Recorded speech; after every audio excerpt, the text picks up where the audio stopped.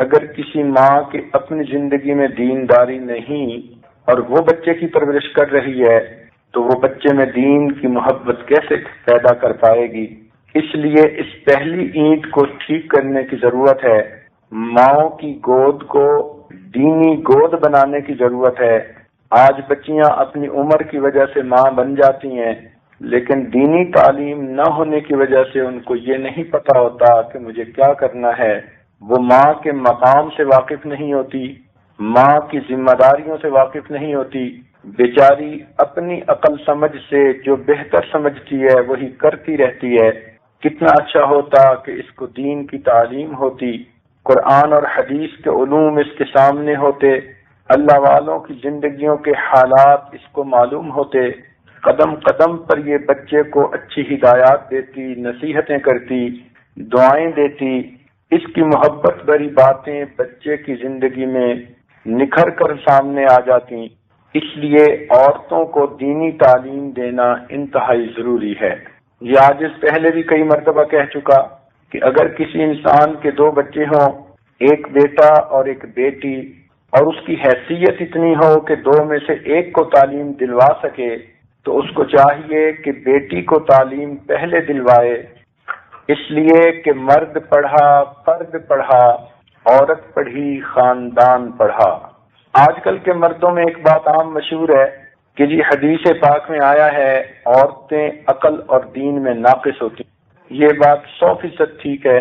اس کی وجہ یہ ہے کہ ان کی عقل میں جذباتیت زیادہ ہوتی ہے، ذرا سی بات پہ بھڑک اٹھتی ہیں، محسوس جلدی کر لیتی ہیں، نرم بھی جلدی پڑ جاتی ہیں، گرم بھی جلدی ہو جاتی ہیں۔ تو یہ عقل کی افراط و تفریط، کمی بیشی، یہ عقل کا نقص ہے۔ دوسرا، اپنے جذبات پہ قابو نہیں رکھ پاتی، جذبات میں آ جائیں تو دین کی باتوں کو بھی ٹھکرا بیٹھتی ہیں۔ اس لیے فرمایا کہ ان میں عقل اور دین کی کمی ہے۔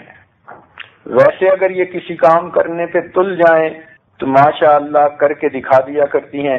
حدیث پاک میں ہے ما رأیت من ناقصات عقل و دین اذهب للب الرجل الحازم من احداکن، کہ عورتوں کو عقل اور دین کے جیسا ناقص نہیں دیکھا، لیکن یہ ایسی ناقصات ہیں کہ بڑے بڑے عقل مند مردوں کے عقل کو اڑا دیتی ہیں۔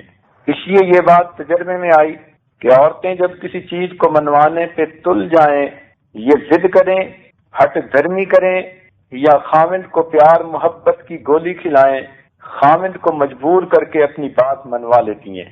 تو جب دنیا کی باتیں یہ منوا لیتی ہیں تو دین کی تعلیم حاصل کرنے کی بات کیوں نہیں منوا سکتی؟ اس میں غلطی مردوں اور عورتوں دونوں کی طرف سے ہے۔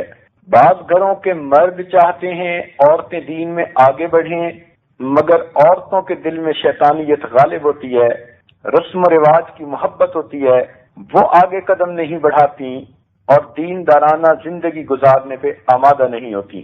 اور کئی گھروں میں عورتیں دیندار ہوتی ہیں، وہ چاہتی ہیں کہ ہمارے مرد نیک بن جائیں، مردوں کی عقل سے پردے پڑ چکے ہوتے ہیں، وہ سنی انسنی کر دیتے ہیں ان کی باتیں، بیچاری رو رو کے ان کو سمجھاتی ہیں کہ یوں نہ کرو، یہ گناہ نہ کرو، یہ گناہ نہ کرو، مگر یہ توجہ بھی نہیں کرتے۔ تو ایسے مردوں کی وجہ سے گھر کی عورتوں کے دین میں بھی رکاوٹیں آ جاتی ہیں۔ تو کسی گھر میں عورت رکاوٹ بنتی ہے، کسی گھر میں مرد رکاوٹ بنتا ہے، تاہم ان رکاوٹوں کو دور کرنے کی ضرورت ہے۔ مردوں میں جہاں دینداری کا شوق ہوتا ہے، اسی طرح عورتوں میں بھی دینداری کا شوق ہوتا ہے۔ ان کے اندر روحانی ترقی کرنے کی خاصیت اور صلاحیت موجود ہوتی ہے۔ اگر ان کے دل میں اللہ رب العزت کی معرفت کو حاصل کرنے کا شوق آ جائے تو راتوں کی عبادت ان کے لیے مشکل نہیں، تہجد کی پابندی ان کے لیے مشکل نہیں، 5 وقت کی نماز کا اہتمام ان کے لیے مشکل نہیں۔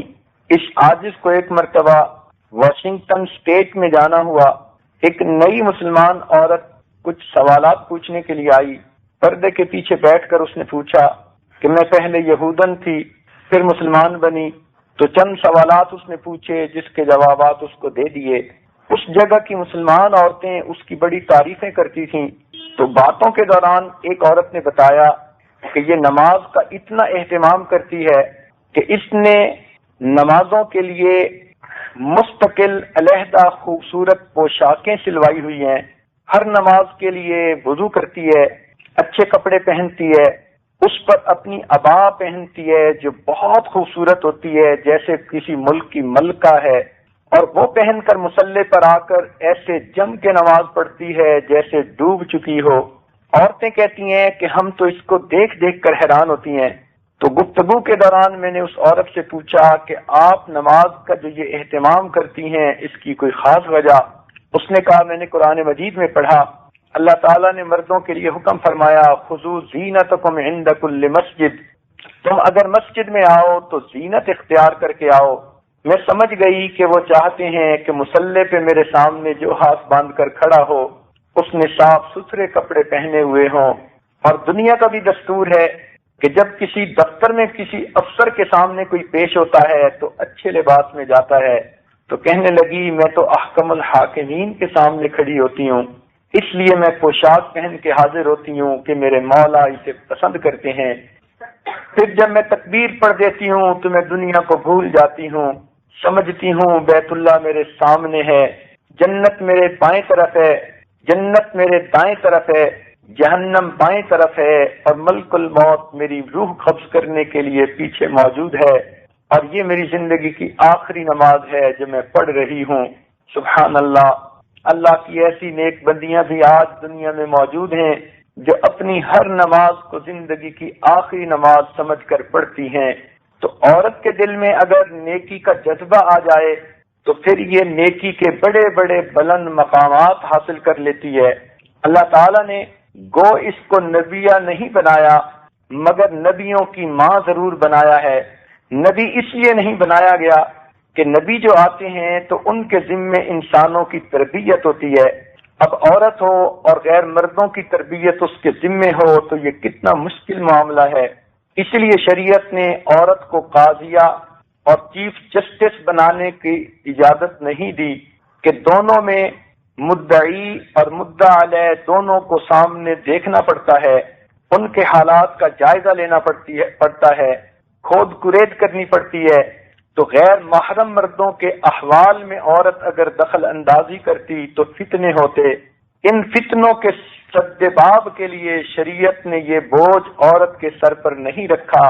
اس کے سوا ولایت کے جتنے بھی مقامات ہیں وہ عورتیں حاصل کر سکتی ہیں، یہ قرآن مجید کی مفسرہ بھی بن سکتی ہیں، نبی علیہ الصلوۃ والسلام کی احادیث کی روایت بھی کر سکتی ہیں، بلکہ ایک کتاب درس نظامی کے اندر موجود ہے، جو بھی عالم بنتا ہے اس کتاب کو ضرور پڑھتا ہے۔ امام ابو جعفر طحاوی رحمۃ اللہ علیہ کی طحاوی شریف، یہ کتاب کیسے لکھی گئی؟ امام صاحب حدیث بیان کرتے تھے اور ان کی بیٹی اس کتاب کی املا کیا کرتی تھی۔ یہ ان کی بیٹی کی املا شدہ کتاب تھی جو آگے چلی اور آج اس سے احادیث پڑھ کر سب لوگ عالم بنتے ہیں۔ یوں سمجھیے جتنے لوگ بھی عالم بن رہے ہیں ان کے علم میں امام ابو جعفر رحمۃ اللہ علیہ کی بیٹی کا حصہ بھی موجود ہے، یہ سب کے سب ان کے روحانی شاگرد بن گئے۔ تو عورت ایسے ایسے بھی نیکی کے کام کر سکتی ہے کہ قیامت کے دن کروڑوں انسانوں کو علم پہنچنے کا وہ ذریعہ بن جائے۔ اس عاجز نے ایک چھوٹی سی کتاب ترتیب دی ہے، مسلمان خواتین کے کارنامے، اس میں مختلف باب ہیں کہ عورتوں نے علوم قرآن میں کیسے خدمت کی، علوم حدیث میں کیسے خدمت کی، معرفت کے میدان میں عورتوں نے کون کون سے درجات حاصل کیے، جہاد کے میدان میں کیا خدمات دیں، تربیت کے عنوان پر بچوں کی تربیت کیسے شاندار کی، یہ سب واقعات اس چھوٹی سی کتاب میں اکٹھے کر دیے تاکہ عورتیں اس کو پڑھیں اور ان کو پتہ چلے کہ عورتیں دنیا میں فقط کچن کے سجانے یعنی کام کرنے کے لیے پیدا نہیں ہوئیں، وہ تو زندگی کی ایک ضرورت ہے، مقصد زندگی کچھ اور ہے اور ہمیں اس مقصد کو ہر وقت سامنے رکھنا ہے۔ تو عورت اگر چاہے تو یہ دین میں بہت زیادہ ترقی حاصل کر سکتی ہے، بلکہ میں تو یہاں تک کہتا ہوں ایک طالب علم ہونے کے ناطے کہ عورت ولایت کے میدان میں اتنا مرتبہ حاصل کر سکتی ہے کہ یہ بڑے بڑے ولیوں کی مربیہ بھی بن جاتی ہے۔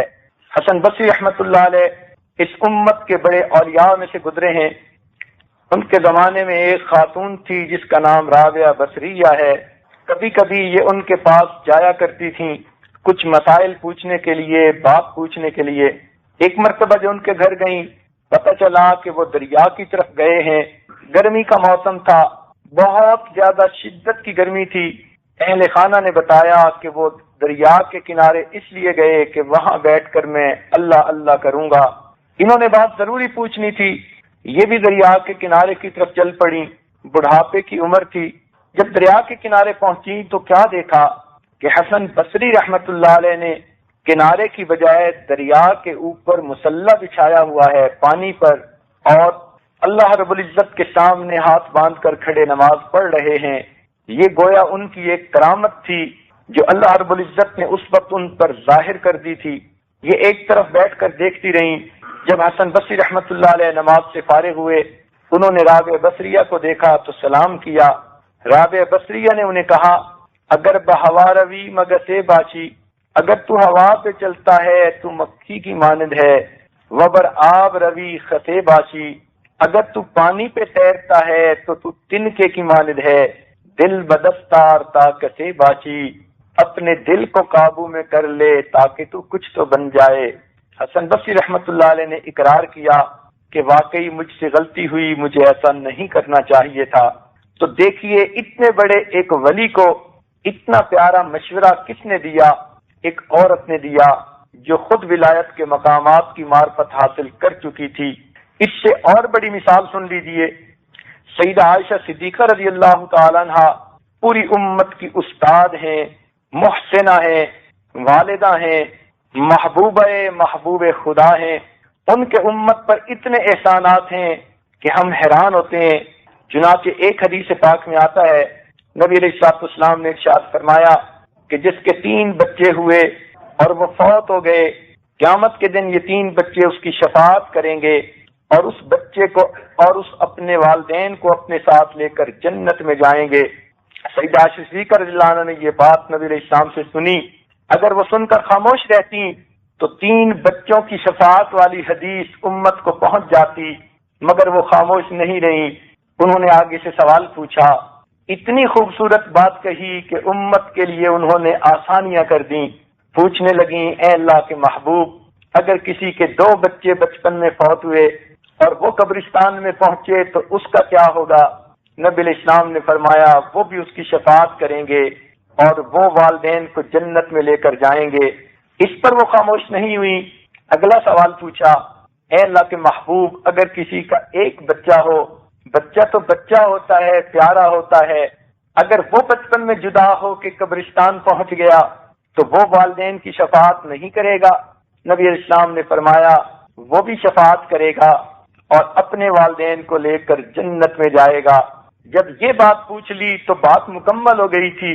سیدہ عائشہ صدیقہ رضی اللہ عنہا نے ایک بات اور پوچھی، اے اللہ کے محبوب، اگر کوئی عورت حاملہ ہوئی اور اتنا وقت گزر گیا کہ بچے میں جان پیدا ہو گئی مگر کسی وجہ سے مسکیریج ہو گیا، تو عورت کو تو تکلیف ہوتی ہی ہے ولادت کی، اس ماں نے تو تکلیف اٹھائی، کیا اس تکلیف اٹھانے پر اس کو اجر نہیں ملے گا؟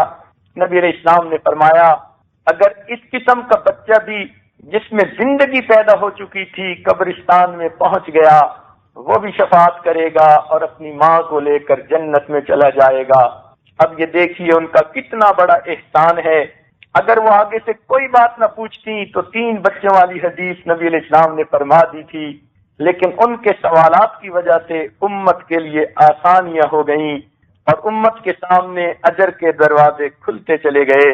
تو اس سے معلوم ہوا کہ عائشہ صدیقہ رضی اللہ تعالی عنہا امت کی محسنہ ہے۔ ویسے بھی حضرت عبداللہ ابن عباس رضی اللہ تعالیٰ عنہ امام المفسرین کہلاتے ہیں اور یہ سیدہ عائشہ صدیقہ رضی اللہ تعالی عنہا کے شاگرد تھے۔ پڑھنے میں بیٹھ کر ان سے تفسیر کے نکات پوچھا کرتے تھے۔ یہی نہیں کہ صحابہ کرام تک یہ سلسلہ رہا بلکہ بعد کے اولیاء میں بھی ایسی باخدا عورتیں گزریں جنہوں نے اپنے بچوں کی تربیت کی اور ان کو معرفت کی باتیں سکھائیں۔ امام غزالی رحمت اللہ علیہ 2 بھائی تھے، ایک کا نام محمد تھا، ایک کا نام احمد تھا۔ محمد غزالی اور احمد غزالی دونوں بھائی بڑے نیک تھے، مگر ایک کا رجحان علم کی طرف زیادہ تھا اور دوسرے کا رجحان ذکر کی طرف زیادہ تھا۔ جن کو ہم امام محمد غزالی رحمت اللہ علیہ کہتے ہیں، یہ عالم تھے، اپنے وقت کے بہت بڑے واعظ خطیب تھے، اپنے وقت کے قاضی تھے، ایک بڑی مسجد کے امام بھی تھے۔ ان کے چھوٹے بھائی احمد غزالی ذکر و شغل میں لگے رہتے اور ان کی عادت تھی کہ وہ مسجد میں جا کر نماز پڑھنے کی بجائے اپنی نماز خلوت میں پڑھ لیا کرتے تھے۔ ایک دن امام غزالی رحمت اللہ علیہ نے والدہ سے عرض کیا، اماں لوگ مجھ پر اعتراض کرتے ہیں تیرا سگا بھائی تیرے پیچھے نماز نہیں پڑھتا اور اپنی علیحدہ پڑھ لیتا ہے، آخر کیا بات ہے؟ تو آپ بھائی سے کہیں کہ الگ پڑھنے کی بجائے میرے پیچھے جماعت سے پڑھ لیا کرے۔ ماں نے چھوٹے بیٹے کو بلایا، بیٹے تم اب بڑے بھائی کے پیچھے نماز پڑھ لیا کرو۔ کہنے لگے امی میں پڑھوں گا۔ چنانچہ اگلی نماز میں امام غزالی رحمت اللہ علیہ نے امامت کروائی اور احمد غزالی رحمت اللہ علیہ نے ان کے پیچھے نیت باندھ لی، ایک رکعت نماز پڑھ لی۔ جب دوسری رکعت میں کھڑے ہوئے تو احمد غزالی رحمت اللہ علیہ نے نماز کی نیت توڑ دی اور جماعت میں سے نکل کر علیحدہ آ کر نماز پڑھی، گھر آ گئے۔ اب نماز کے بعد لوگوں نے امام غزالی پر اور اعتراضات کیے کہ تیرے بھائی نے تو ایک رکعت پڑھی اور دوسری رکعت نماز توڑ کر چلے گئے۔ امام غزالی بڑے مغموم ہوئے، پریشان ہوئے، پھر آ کر والدہ کی خدمت میں عرض کیا، اماں اس بھائی نے تو ایک رکعت پڑھی پھر نماز توڑ کے آ گیا اور زیادہ میری بے عزتی کروا دی۔ ماں نے بلا کر پوچھا، بیٹے تو نے یہ کیا کام کر دکھایا؟ بیٹے نے کہا، امی جب تک یہ اللہ کی نماز پڑھ رہے تھے میں ان کے پیچھے کھڑا تھا، جب یہ اللہ کی نماز پڑھنے کی بجائے اور چیزوں میں مشغول ہو گئے تو میں نے نماز توڑ دی۔ اور کس چیز میں مشغول ہو گئے؟ امی انہی سے پوچھو۔ ماں نے پوچھا، محمد غزالی معاملہ کیا ہے؟ امام غزالی رحمت اللہ علیہ کی آنکھوں میں سے آنسو آ گئے۔ امی بھائی کہتا تو ٹھیک ہے، میں نے جب نماز کی نیت باندھی میری توجہ اللہ رب العزت کی طرف تھی، میں نماز پہلی رکعت توجہ کے ساتھ پڑھتا رہا، لیکن جب دوسری رکعت میں کھڑا ہوا تو نماز سے پہلے میں عورتوں کے حیض و نفاس کے مسائل کا مطالعہ کر رہا تھا، انہی مسائل کی طرف میرا دھیان چلا گیا تھوڑی دیر کے لیے، پھر میں نے توجہ ٹھیک کر لی۔ تو جب یہ بات انہوں نے کی تو ماں نے ٹھنڈی سانس لی۔ دونوں بیٹے حیران ہوئے، اماں آپ ٹھنڈی سانس کیوں لے رہی ہیں؟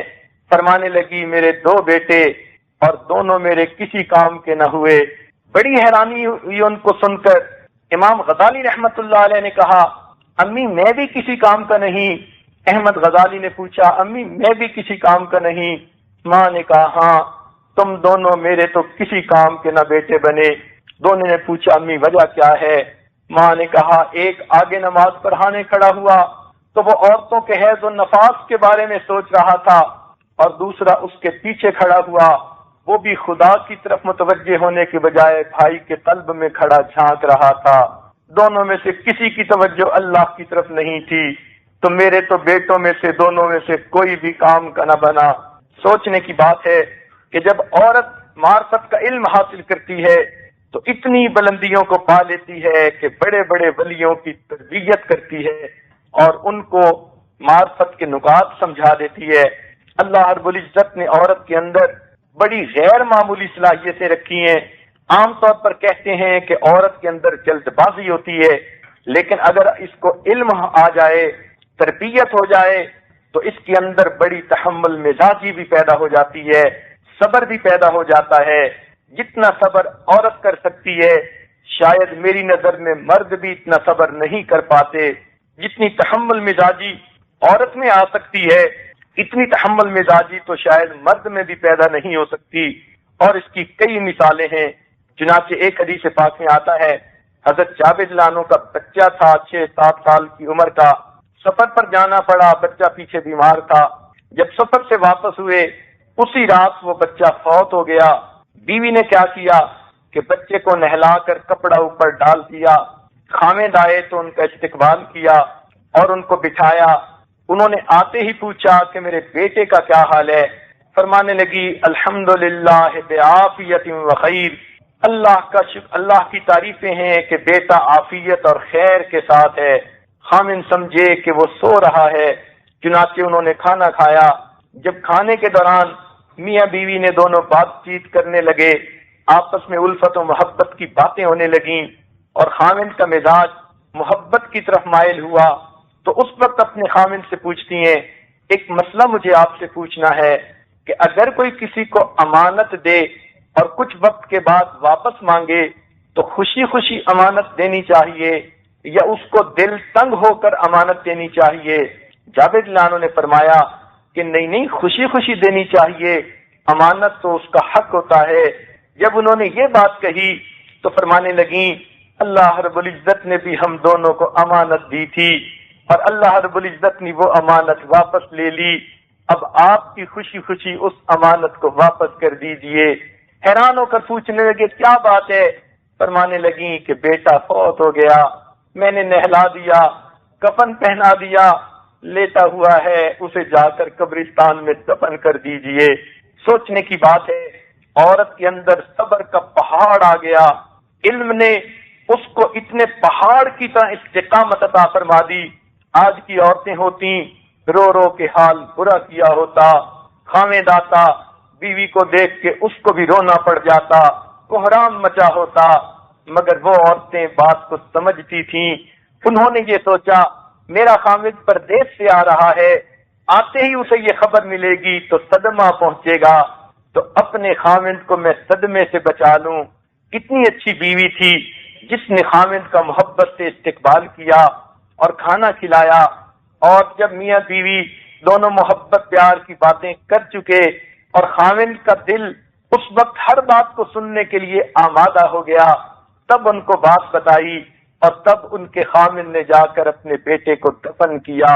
تو عورت کے اندر تو ایسا تحمل بھی پیدا ہو جاتا ہے، بلکہ اس سے بڑھ کر ایک مثال سن لیجئے، امت کی محسنہ سیدہ خدیجہ الکبریٰ رضی اللہ تعالی عنہا ہے، ان کے امت پر بڑے احسانات ہیں۔ چنانچہ جب نبی علیہ الصلوۃ والسلام کا ان سے نکاح ہوا، انہوں نے اپنا پورا مال نبی علیہ السلام کی خدمت میں پیش کر دیا۔ نبی علیہ السلام اس سے پہلے مدینہ کے فقراء میں سمجھے جاتے تھے کہ جن کے پاس پیسوں کی کمی ہوتی ہے، لیکن نکاح کے بعد مدینہ کے امراء میں شمار ہو گئے۔ اللہ نے وہ سب مال دین کی خاطر خرچ کروا دیا۔ چنانچہ جب نبی علیہ الصلوۃ والسلام غار حرا میں تشریف لے جاتے تھے، ایک دن آپ پر وحی اتری، آپ نے جبرائیل علیہ الصلوۃ والسلام کو اصلی شکل میں دیکھا، ان کے 600 پر تھے۔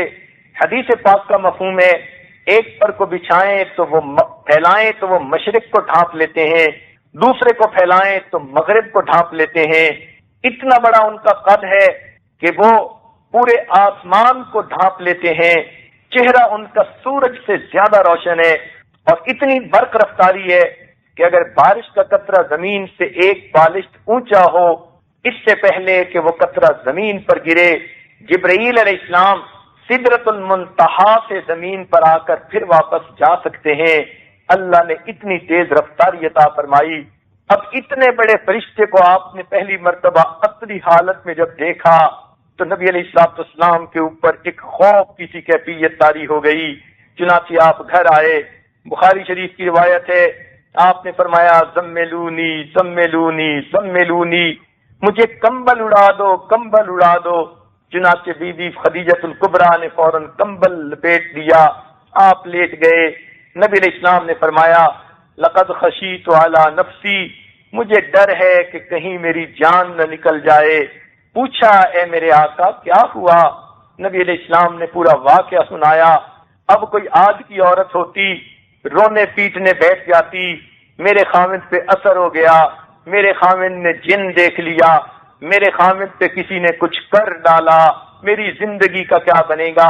مگر وہ ایسی عورت نہیں تھی، انہوں نے اتنی بڑی بات سن لی مگر پھر کہنے لگیں کہ اے اللہ کے نبی آپ اطمینان رکھیے، انک لتصل الرحم، کلا ہرگز نہیں، واللہ اللہ کی قسم، لا یخزیک اللہ ابدا، اللہ رب العزت آپ کو کبھی ضائع نہیں کرے گا، رسوا نہیں کرے گا۔ انک لتصل الرحم، آپ تو صلہ رحمی کرنے والے ہیں۔ وتکسب المعدوم، جس کے پاس کچھ نہیں ہوتا اس کو کما کر دینے والے ہیں، وتقرئ الضیف، آپ مہمان نوازی کرنے والے ہیں، وتحمل الکل، اور آپ تو دوسروں کا بوجھ اٹھانے والے ہیں، وتعین علی نوائب الحق، اور آپ تو نیک باتوں میں مدد اور تعاون کرنے والے ہیں۔ چنانچہ ان الفاظ سے نبی علیہ السلام کو تسلی دی۔ آج کون بیوی ہے جس کا خاوند پریشان ہو اور وہ خاوند کی اچھی صفات گنوا کر کہیں کہ آپ کے اندر یہ اچھی باتیں ہیں، اللہ آپ کی مدد کریں گے۔ عورتیں تو ایسے موقعوں پر اور زیادہ دوسرے کا دل چھوڑا کر بیٹھتی ہیں، مگر خدیجہ الکبریٰ رضی اللہ تعالی عنہا کا احسان ہے، انہوں نے تسلی کے الفاظ بھی کہے اور پھر ان کا جگرا دیکھیے، ان کا دل دیکھیے، یہی نہیں کہ زبانی تسلی دی بلکہ نبی علیہ السلام کی تھوڑی حالت بہتر ہوئی تو آپ کا ہاتھ پکڑ کر وہ آپ کو اپنے ایک رشتہ دار کے پاس لے گئیں جن کا نام ورقہ بن نوفل تھا۔ یہ پہلے تو مشرکین میں سے تھے، لیکن انہوں نے کتاب کا علم حاصل کیا اور یہ کتاب کی کتابت کیا کرتے تھے اور یہ اہل کتاب میں شامل ہو گئے۔ مشرکین میں سے یہی ہیں جن کا شمار اہل کتاب میں سے ہوا۔ انہوں نے ان کو جا کر کہا کہ یہ آپ کے بھتیجے کیا کہتے ہیں، اسمع لابن اخیک، کہ اپنے بھائی کے بیٹے کی بات تو سنے، یعنی سنے نبی علیہ السلام کیا کہتے ہیں۔ ورقہ بن نوفل نے کہا، یا ابن اخی ماذا ترى، اے میرے بھائی کے بیٹے تو نے کیا دیکھا۔ نبی علیہ السلام نے پورا واقعہ سنایا، پھر انہوں نے فرمایا، ابشر ابشر، آپ کو بشارت ہو، خوشی ہو، ھذا الناموس الذی، یہ وہ ناموس ہے جو موسیٰ علیہ السلام پر وحی لاتا تھا اور یہ آپ کے اوپر بھی اللہ کا پیغام لے کر آیا ہے۔ پھر فرمایا کہ میں بوڑھا ہوں، اگر میں زندہ ہوتا تو تمہاری مدد کرتا۔ سبحان اللہ، سیدہ خدیجہ الکبریٰ کا پوری امت پر احسان دیکھیے، انہوں نے زبان سے بھی تسلی دی اور اپنے عمل سے بھی انہوں نے ایسے شخص کے پاس آپ کو پہنچایا جنہوں نے پورے معاملے کو کھول کر رکھ دیا۔ تو یہ جب عورتیں دین کو سمجھ لیتی ہیں تو پھر ان کے دلوں میں پہاڑوں جیسی استقامت آ جاتی ہے، غیر معمولی تحمل مزاجی آ جاتی ہے، بڑے بڑے صدمے بڑے آرام سے برداشت کر جاتی ہیں، حتیٰ کہ مرد بھی حیران ہو جاتے ہیں۔ یہ سب برکتیں دین داری کی ہیں، علم دین کی ہیں، اور اگر علم اور دین سے یہ بیچاری محروم ہوں تو ان کا کیا قصور، پھر تو یہ تھوڑ دلی ہوتی ہیں، بیچاری چھوٹی چھوٹی مکڑیوں سے ڈرتی ہیں اور کبھی کبھی تو صرف دروازہ کھٹک جائے آندھی سے تب بھی ڈر پڑتی ہیں، ان کا دل اتنا چھوٹا ہوتا ہے۔ اس لیے ان کو دین کا علم سکھانا اور دیندار بنانا انتہائی ضروری ہے۔ نبی علیہ السلام نے جنگ احد میں جب اپنے چچا امیر حمزہ رضی اللہ عنہ کو دیکھا، ان کی لاش کا مسلح بنا پڑا تھا، جگر ان کا دل نکال لیا گیا تھا اور ان کی آنکھیں نکال دی گئی تھیں، کان کاٹ دیے گئے تھے، ہندا نے ان کا ہار بنا کر اپنے گلے میں پہنا تھا۔ اب سوچئے پیچھے لاش کا کیا حال ہوتا ہے۔ نبی علیہ السلام نے دیکھا تو آپ بہت آزردہ ہوئے، آنکھوں میں سے آنسو نکل آئے اور آپ نے اس وقت پابندی لگا دی کہ میری پھوپھی حمزہ رضی اللہ عنہ کی بہن وہ ان کو دیکھنے کے لیے آئے گی دوسری عورتوں کی طرح، تو ایسا نہ ہو کہ وہ دیکھے اسے صدمہ پہنچے، اس لیے ان کو روک دینا۔ چنانچہ جب ہر گھر کی عورتیں اپنے اپنے مردوں کو دیکھنے کے لیے کہ ان کو نہلائیں دفنائیں آ گئیں تو اس وقت آپ کی پھوپھی جو تھیں وہ بھی آ گئیں، مگر صحابہ نے روک دیا کہ نبی علیہ السلام نے منع فرما دیا ہے، آپ اپنے بھائی کی لاش کو نہیں دیکھ سکتی۔ انہوں نے پوچھا کہ نبی علیہ السلام آپ نے کیوں منع فرما دیا؟ آپ نے فرمایا کہ تم اس کی لاش کو دیکھنے کا حوصلہ نہ رکھو گی۔ پوچھنے لگیں، اے اللہ کے نبی، میں اپنے بھائی کی لاش پہ رونے کے لیے نہیں آئی، میں تو اپنے بھائی کو مبارکباد دینے کے لیے آئی ہوں۔ جب نبی علیہ السلام نے یہ الفاظ سنے، فرمایا اچھا پھر تمہیں دیکھنے کی اجازت ہے۔ سوچئے کتنا بڑا دل کر لیا کہ میں تو اپنے بھائی کو مبارک دینے کے لیے آئی ہوں۔ تو یہ صبر تحمل ان عورتوں میں آ جاتا ہے۔ یہی نہیں کہ پہلے زمانے کی عورتوں میں تھا، آج بھی جو دیندار عورتیں ہیں ان کے دل میں ایسی استقامت ہوتی ہے۔ ہمارے قریبی لوگوں میں سے ایک آدمی میں واقعہ پیش آیا، وہ 71 سے پہلے مشرقی پاکستان کے اندر کام کرتا تھا، اس کے بڑے بڑے گیس اسٹیشن تھے، کروڑوں روپے کا مالک تھا، بلکہ اربوں کا مالک تھا، سینکڑوں کی تعداد میں اس کے گیس اسٹیشن تھے۔ اللہ کی شان دیکھیے، اتنا مال پیس والا تھا کہ اس کا ایک کام کرنے والا اس کے 2 لاکھ روپے چوری کر کے بھاگ گیا۔ اس نے اس کے خلاف کوئی ایکشن نہ لیا۔ کچھ عرصے کے بعد وہ پھر واپس آ گیا، رونے دھونے لگا، مجھ سے غلطی ہو گئی۔ اس نے وہ 2 لاکھ بھی معاف کر دیے اور اس کو نوکری پر بھی بحال کر دیا۔ سوچئے کہ وہ کتنا بڑا کاروبار اور مال رکھنے والا بندہ ہوگا جس کو پرواہ ہی نہیں تھی 2 لاکھ روپے کی۔ اتنا کچھ اس کی مال جائیداد تھی، لیکن جب جنگ میں ڈھاکہ فال ہوا تو یہ اس حال میں کراچی میں اترا کہ اس کے بیوی کے سر پر فقط دوپٹہ تھا، دونوں کی جیبیں خالی تھیں، کچھ ہاتھ میں نہیں تھا، سب کچھ وہاں چھوڑ آیا۔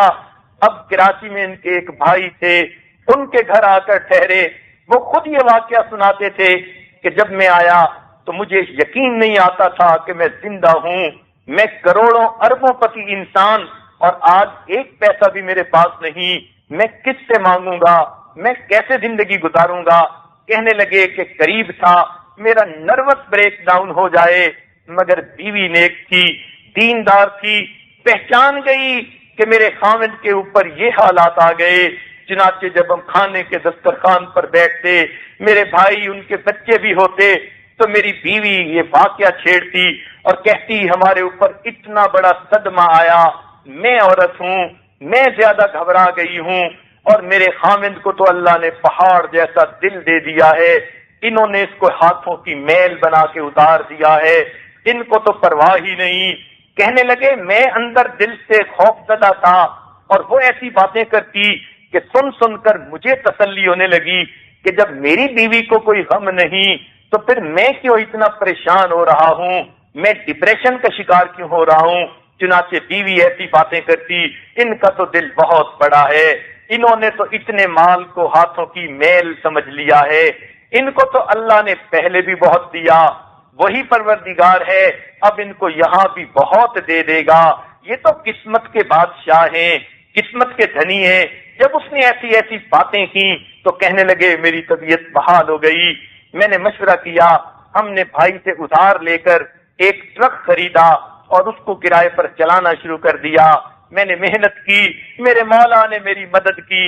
کہنے لگا 5 سال کے بعد سینکڑوں ٹرکوں کی کمپنی کا میں پھر مالک بن گیا، آج پھر اربوں پتی بن کر زندگی گزار رہا ہوں، مگر میں اپنی بیوی کا احسان کبھی نہیں اتار سکتا، جس نے اس حالت میں بھی مجھے سنبھال لیا۔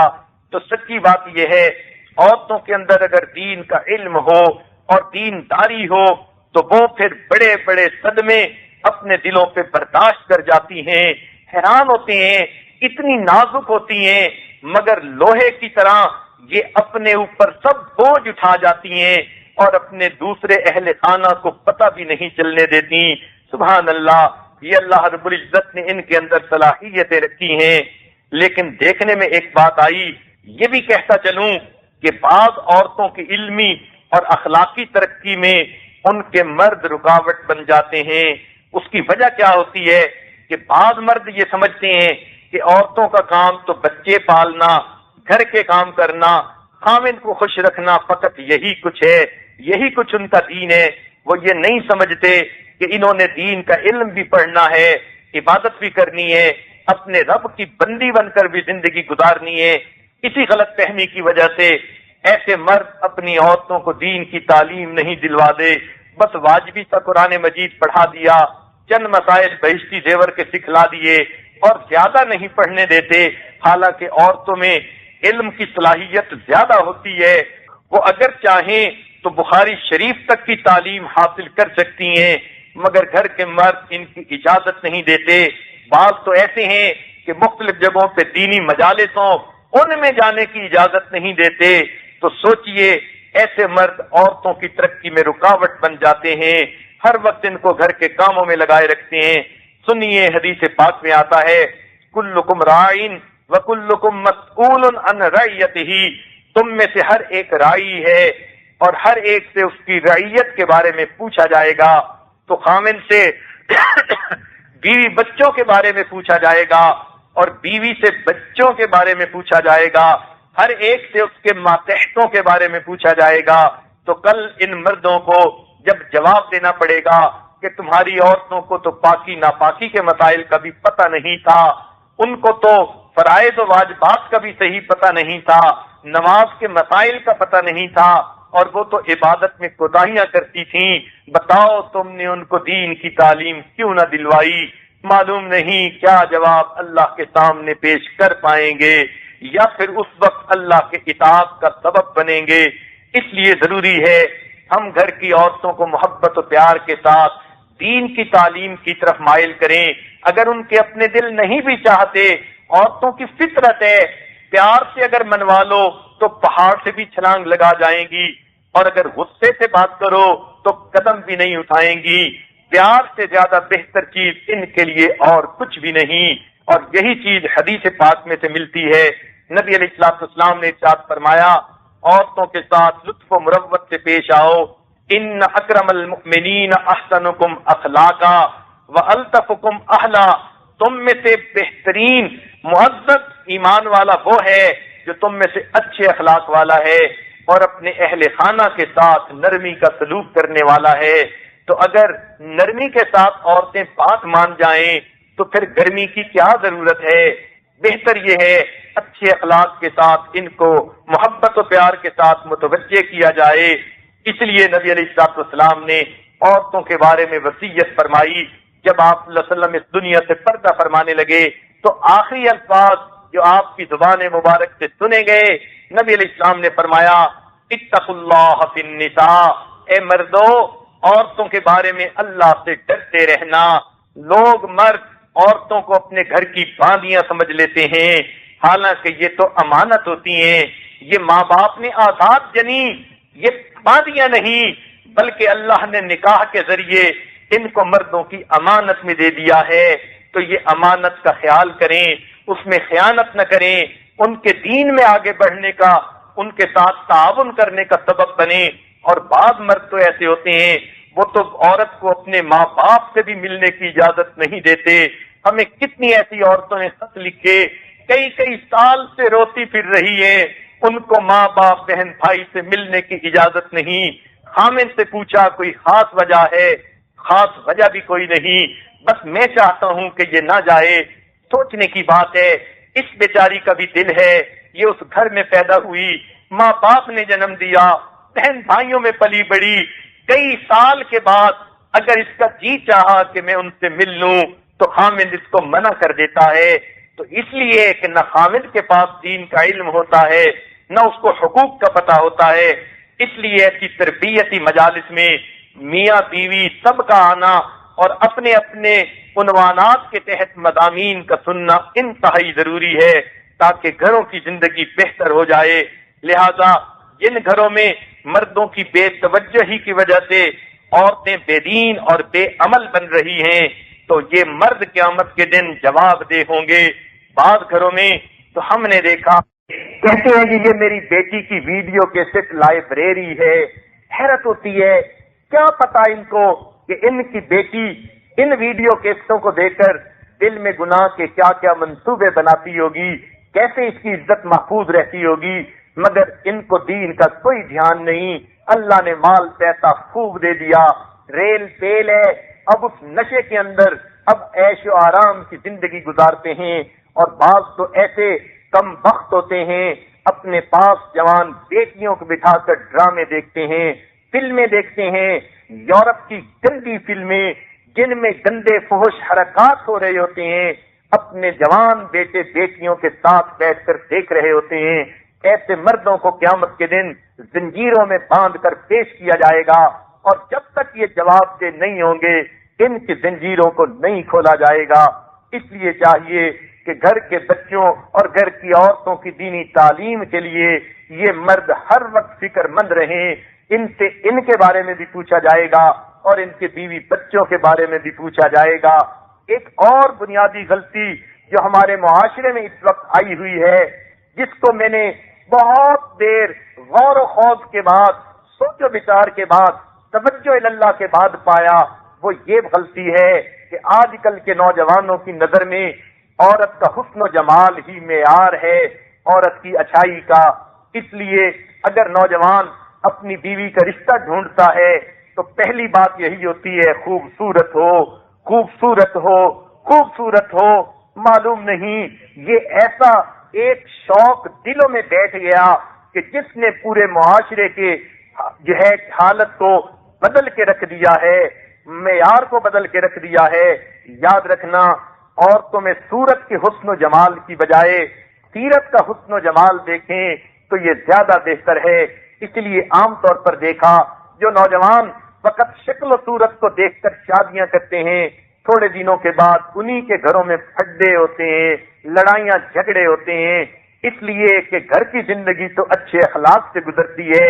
وہ جس کو حور پری سمجھ کر لائے تھے وہ ہٹ دھرمی کرتی ہے، ضد کرتی ہے، بات نہیں مانتی، کوآپریٹ نہیں کرتی، تو پھر ان کو پریشانی ہوتی ہے۔ پھر آ کر پوچھتے ہیں حضرت بیوی بات نہیں مانتی، بڑا پریشان رہتا ہوں، طلاق دینے کو دل کرتا ہے، اب میں کیا کروں؟ اب بھائی تم کیا کرو، تمہیں پہلے سوچنا چاہیے تھا۔ نبی علیہ السلام نے ارشاد فرمایا لوگ عورت سے 4 وجہ سے شادی کرتے ہیں، بعض اس کے بڑے خاندان کی وجہ سے، بعض اس کے مال دولت کی وجہ سے، بعض اس کے حسن و جمال کی وجہ سے، اور بعض اس کی دینداری کی وجہ سے۔ نبی علیہ السلام نے محسن انسانیت نے فرما دیا تم عورتوں کے ساتھ ان کے اچھے حسن، اپنے اچھے جو ہے اخلاق اور دینداری کی وجہ سے نکاح کیا کرو۔ تو نوجوانوں کو چاہیے کہ یہ سب سے پہلی چیز تو اچھے اخلاق دیکھیں، خوبصورتی نمبر 2 پر رکھیں۔ ایسا نہ ہو کہ فقط ظاہر کی خوبصورتی کو مقدم کر لیں اور سیرت کو مقدم نہ کریں۔ ایک بات ذہن میں رکھنا، خوبصورت عورت جتنی مرضی ہو، اگر وہ کردار کی بری ہے اس کی خوبصورتی کس کام کی؟ اور عورت اگر سے شکل کی اچھی نہیں مگر وفا ہے، خادمہ ہے، جان نثار کرنے والی بیوی ہے، ہر وقت خامن کی خدمت میں لگی رہتی ہے، اس سے بہتر زندگی کا ساتھی کوئی نہیں ہو سکتا۔ اس لیے عورت کو جو زندگی کی شریک حیات ہے حسن کی کسوٹی پہ تولنے کی بجائے نوجوانوں کو چاہیے وہ سیرت کی کسوٹی پہ تولیں، اچھے اخلاق کی کسوٹی پہ تولیں، ان کی دینداری کی کسوٹی پہ تولیں۔ دنیا میں جتنے بھی فتنے عورت کے اوپر آتے ہیں وہ اس کے ظاہری حسن کی وجہ سے آتے ہیں۔ یہ ظاہری حسن انسان کے لیے امتحانوں کا سبب بن جاتا ہے۔ اس لیے جو حسن و جمال کو زیادہ دیکھتے ہیں انہی کے گھروں میں پریشانیاں بھی زیادہ ہوتی ہیں۔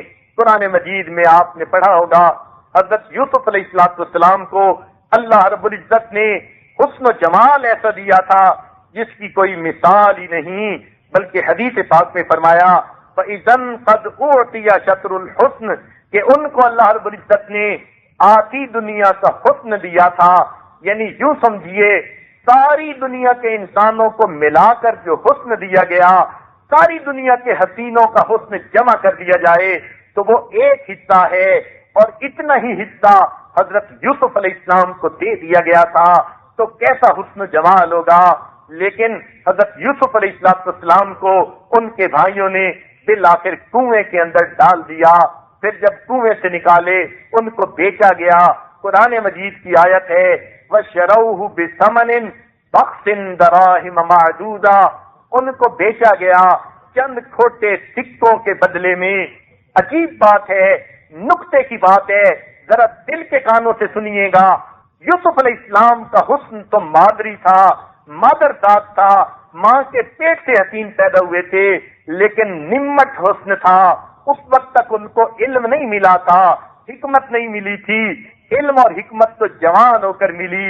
فلما بلغ اشدہ آتیناہ حکما وعلما وہ تو بھرپور جوانی کی عمر میں ملی۔ بچپن میں ان کے پاس فقط حسن تھا، تو حسن ظاہری کی قیمت اللہ کی نظر میں دیکھیے، اللہ فرماتے ہیں وَشَرَوْهُ بِثَمَنٍ بَخْسٍ دَرَاهِمَ مَعْدُودَةٍ ان کو چند کھوٹے سکوں کے بدلے بیچ دیا۔ اے حسن کے پیچھے بھاگنے والو، عبرت کی بات ہے اللہ رب العزت کی نظر میں حسن ظاہری کی قیمت چند کھوٹے سکوں کے سوا کچھ نہیں. تم کس متاع کے پیچھے بھاگتے پھرتے ہو؟ تم نے کس کی پوجا شروع کر دی؟ تم کس کے دیوانے بن گئے؟ ارے چند کھوٹے سکوں کی قیمت ہے جس کی اللہ نے فرما دیا وَشَرَوْهُ بِثَمَنٍ بَخْسٍ دَرَاهِمَ مَعْدُودَةٍ، چند سکے اور وہ بھی کھوٹے. اس لیے ظاہری حسن اللہ رب العزت کی نظر میں کوئی حیثیت نہیں رکھتا. اس لیے مسلمان مردوں کو چاہیے فقط حسن و جمال کی کسوٹی میں تولنے کی بجائے نقش نین ایسے ہوں، ہاتھ پاؤں ایسے ہوں، چہرہ ایسا ہو، ان چیزوں کو صرف کسوٹی بنانے کی بجائے پہلے تو یہ دیکھو انسانیت بھی اس میں ہے یا نہیں. ہونی تو وہ انسان چاہیے تاکہ اس کے اندر اچھے اخلاق ہوں، عقل کی اچھی ہو، اخلاق کی اچھی ہو، پھر شکل کی بھی اچھی ہو تو نور و نلا نور ہے. مگر فقط حسن ظاہری کو کسوٹی بنا لینا یہ مردوں کی بہت بڑی خامی ہے. صحابہ کرام کے زمانے میں اخلاق کو کسوٹی بنایا جاتا تھا، دینداری کو کسوٹی بنایا جاتا تھا. اسی لیے اگر دیندار عورت بیوہ بھی ہو جاتی تھی تو دوسرے مرد اس سے نکاح کرنے کے لیے تیار ہو جاتے تھے، اس لیے کہ دینداری ہوتی تھی. آج تو اگر کوئی عورت بیوہ ہو جائے، عجیب زمانہ آ گیا، کوئی اس سے نکاح کرنے کے لیے تیار نہیں ہوتا. بیچاری جوانی کی عمر اسی طرح گزارتی ہے، کوئی اس کی ہمدردی کرنے والا غم گسار نہیں ہوتا، کوئی اس کا دکھ بانٹنے والا نہیں ہوتا.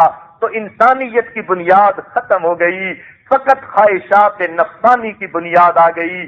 اس لیے مردوں کو چاہیے کیونکہ یہ فقط حسن ظاہری کو بنیاد بنانے کی بجائے انسان کے کردار کو بنیاد بنائیں، علم کو بنیاد بنائیں، اخلاق کو بنیاد بنائیں. ایک نقطہ یاد رکھنا، ظاہری حسن وقت کے ساتھ ساتھ گھٹتا چلا جاتا ہے اور باطنی حسن، اخلاق کا حسن وہ عمر کے ساتھ ساتھ بڑھتا چلا جاتا ہے. جتنی عمر زیادہ ہوگی اخلاق کا حسن بڑھتا چلا جائے گا، اور اگر عمر زیادہ ہوگی تو ظاہری حسن تو گھٹتا چلا جائے گا.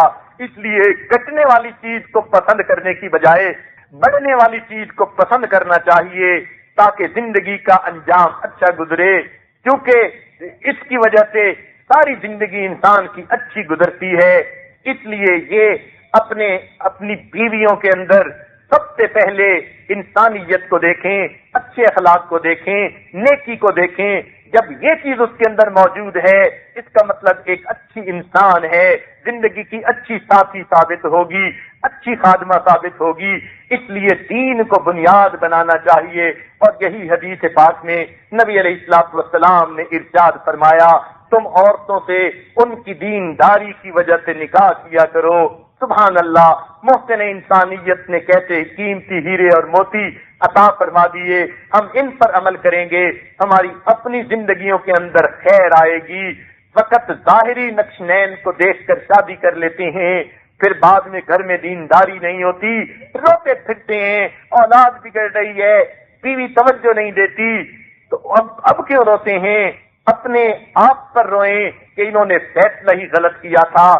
ایک شاعر نے کیا عجیب بات کہی، جس سے آنچل بھی نہیں سر کا سنبھالا جاتا اس سے کیا خاک تیرے گھر کی حفاظت ہوگی.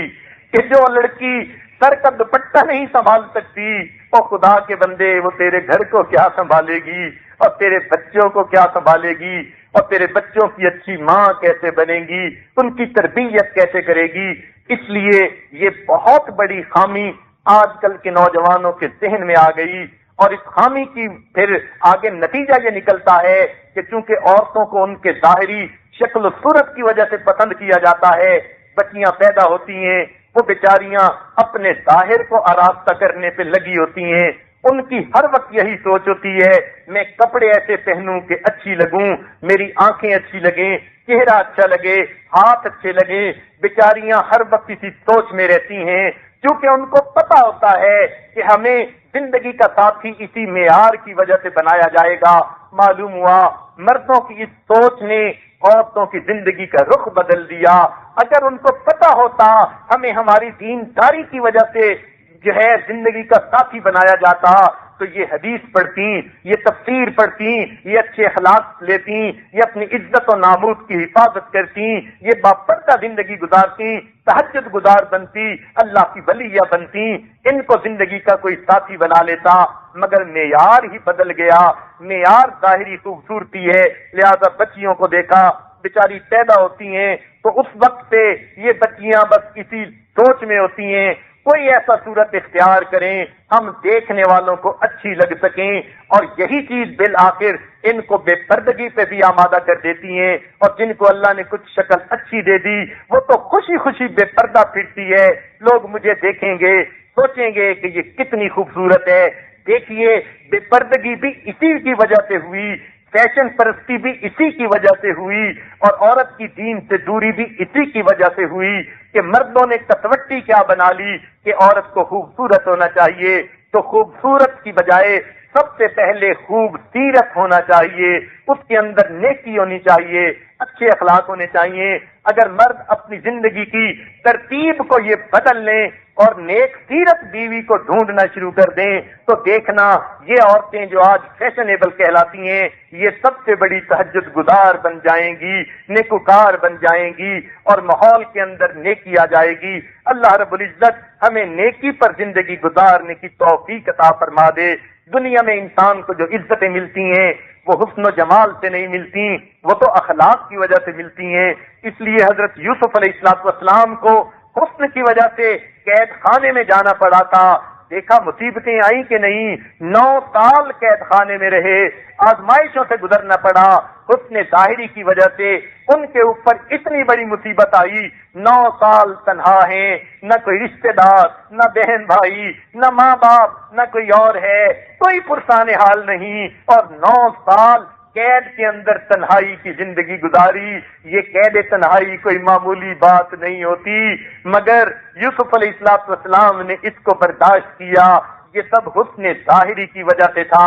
پھر اس کے بعد اللہ رب العزت نے ان کو تخت و تاج عطا فرمایا، اور جب تخت و تاج ملا، سنیے قرآن پاک کی آیت کیا ہے، فرمایا کہ آپ نے یہ کہا اجعلنی علی خزائن الارض انی حفیظ علیم، مجھے خزانوں کا والی بنا دیجئے کہ میں اچھا محافظ ہوں اور علم والا ہوں، مجھے پتا ہے کہ خزانے کو کیسے رکھنا چاہیے۔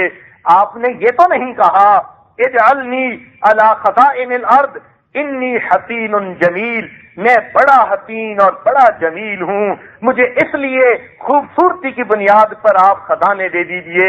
معلوم ہوا خزانے جو بنے وہ حسن و جمال کی وجہ سے نہیں ملے بلکہ ان کو فضل و کمال کی وجہ سے ملے۔ اس لیے چاہیے کہ ہم حسن کو معیار بنانے کی بجائے جو مٹنے والی چیز ہے، جو سائے کی مانند چیز ہے، جوانی میں جو لڑکی حور پری کی طرح خوبصورت ہوتی ہے، بڑھاپے میں اس کا چہرہ شعارے کی طرح بن جاتا ہے، دیکھنے کو بھی دل نہیں کرتا، ایسے زائل ہونے والے حسن کے پیچھے کیا بھاگنا۔ اس لیے چاہیے ہم سیرت کو دیکھیں، سیرت عمر کے ساتھ ساتھ اور اچھی بڑھتی ہے، عمر جتنی زیادہ ہوتی ہے انسان کے اخلاق اور بہتر ہو جاتے ہیں، پائیدار چیز کو معیار بنانے کی ضرورت ہے۔ اس لیے اگر آج یہ چیز معیار بن جائے، دیکھنا ہمارے ماحول میں کتنی نیکی آ جائے گی۔ ہاں اگر اللہ رب العزت کسی کو دینداری کے ساتھ ساتھ خوبصورتی بھی عطا فرما دیں، یہ نور علی نور ہے۔ ذالک فضل اللہ یؤتیہ من یشاء واللہ ذو الفضل العظیم۔ اس لیے ہمیں چاہیے کہ عورتوں کی دینداری کی زیادہ فکر کریں، اور یہ بھی ذہن میں رکھیں کہ عورتیں اپنے دولت مند گھروں میں رہتے ہوئے بھی دیندار بن سکتی ہیں۔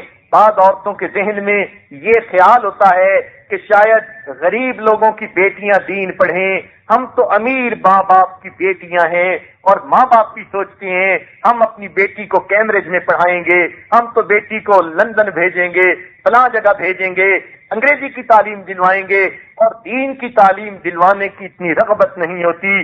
یہ بھی بڑی غلط فہمی ہے۔ عورتیں بڑے بڑے دولت مند گھرانوں کے اندر رہ کر بھی بڑی تقوی اور پرہیزگاری کی زندگیاں گزار گئیں۔ کتنی مثالیں ہیں، زبیدہ خاتون کو دیکھیے، یہ وقت کی ملکہ تھی لیکن اتنی نیک دل تھی، اتنے اچھے اچھے کام کیے کہ جس کی وجہ سے آج تک نیک عورتوں میں اس کا شمار ہوتا ہے. اس کے بارے میں لکھا ہے اس نے اپنے گھر میں 300 لڑکیاں نوکرانیاں رکھی ہوئی تھیں، یعنی خادمائیں رکھی ہوئی تھیں، اور ان کا ایک ہی کام تھا کیا کہ وہ سب کی سب قرآن پاک کی حافظات تھیں، قاریات تھیں. ان کی شفٹیں اس نے بنا دی تھیں اور اپنے محل کے مختلف کونوں پر ایک ایک خادمہ کو بٹھا دیا تھا، قاریہ حافظہ کو بٹھا دیا تھا، اور ان کا کام تھا کہ ہر ایک نے 4-6 گھنٹے قرآن مجید کی تلاوت کرنی ہے. ایک شفٹ ختم ہوتی دوسری آ جاتی، وہ ختم ہوتی تیسری آ جاتی، وہ ختم ہوتی اگلی آ جاتی. 300 حافظات پورا دن رات اس کے محل کے تمام برآمدوں میں کمروں میں بیٹھ کر قرآن کی تلاوت کرتی تھیں. پورا محل قرآن مجید کا گلشن اور باغ نظر آتا تھا. سبحان اللہ. ایسی بھی بیویاں گزری جن کو اللہ نے وقت کی ملکہ بھی بنایا، مال دولت کے خزانے قدموں کے نیچے ہیں، مگر ان کی دینداری دیکھیے، پورے محل کو قرآن کے نغموں سے سجا دیا اس نے. پھر دل میں دوسروں کی ہمدردی اتنی تھی. اس وقت کے لوگ جب حج پر جاتے تھے راستے میں پانی نہ ملنے کی وجہ سے جانور مر جاتے، لوگ مر جاتے. اس نے خاوند سے فرمائش کی مجھے ایک نہر بنا دیجئے جو دریائے فرات سے لے کر اور مقام عرفات تک ہو.